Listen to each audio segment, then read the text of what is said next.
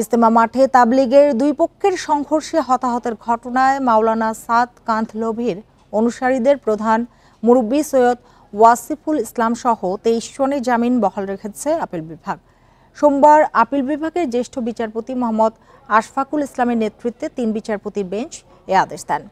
আসামি পক্ষের আইনজীবী ব্যারিস্টার আব্দুল্লাহ আল মামুন জানান, পরবর্তী শুনানি 23 ফেব্রুয়ারি, এর আগে 8 জানুয়ারি হাইকোর্ট পুলিশ প্রতিবেদন দেওয়া পর্যন্ত তাদের জামিন দেয়।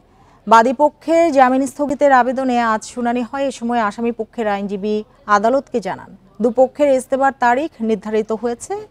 তারা এর আগে কোনো ধরনের শুনানি হলে পরিস্থিতি আবারও অস্থিতিশীল হতে পারে। আদালত বিষয়টি আমলে নেয় এবং পুলিশ প্রতিবেদন তৈরি না হওয়ায় জামিন বহাল রাখে। গত 17 ডিসেম্বর রাতে টঙ্গীর ইজতেমা মাঠে সংঘর্ষ ও হতাহতের ঘটনায় 19 ডিসেম্বর টঙ্গী পশ্চিম থানায় মামলা করেন মাওলানা জোবায়েরের অনুসারী SM আলম হোসেন। এতে 29 জনের নাম উল্লেখ সহ অজ্ঞাত কয়েকশো জনকে আসামি করা হয়।